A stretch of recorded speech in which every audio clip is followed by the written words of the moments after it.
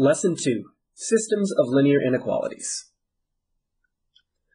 The learning intention for today is that students will be able to explain the meaning of a system of linear inequalities and can identify the solution region. Success criteria: you will have been successful if you can graph and identify the solution region to a system of linear inequalities, of which you'll have plenty that you can practice. So what is a system of linear inequalities? Well, another word for it is simultaneous linear inequalities.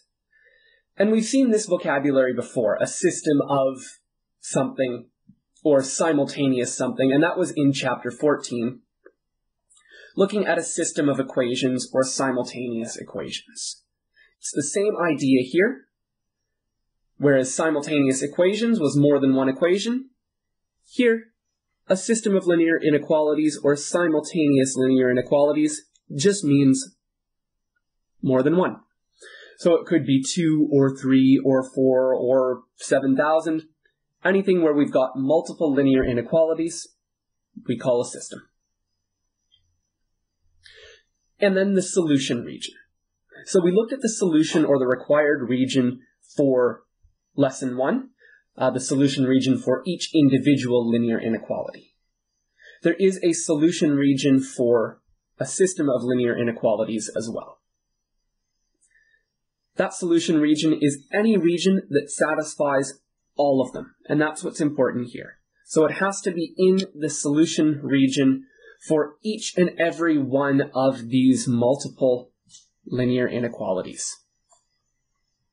Another way of looking at it is it's the overlap of all of the solutions. It's the overlap of all of the inequalities. On the exams and the way VCA does things, and also on the CAS, the solution region is shaded, as we saw in lesson 1, but the textbook leaves the solution region unshaded. And that's why it's really, really important that you label what region is that solution region. So some conventions here. Clearly label the solution region, as I just said. If you're not using colors, which is okay, you can use a pattern to highlight the individual solution regions. So you might fill in for inequality 1 just with a bunch of ... And with inequality number 2, you might fill that in with just some squiggles, some sort of a pattern, little spirals, whatever it might be, to show which area is in which solution region. Often as well, the system of inequalities will include these two in particular. So x is greater than or equal to 0 and y is greater than or equal to 0. The reason for that is because in a lot of real-world situations, the variables that we're dealing with, the x and the y, it doesn't make sense for them to be negative numbers. So that means we are only looking at this part of the graph here.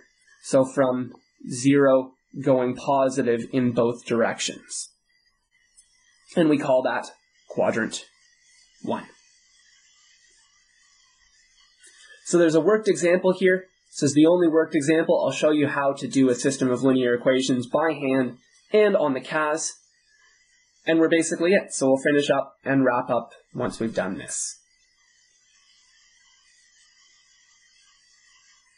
So success criteria: if you can graph and identify the solution region to a system of linear inequalities, then you've understood lesson 2.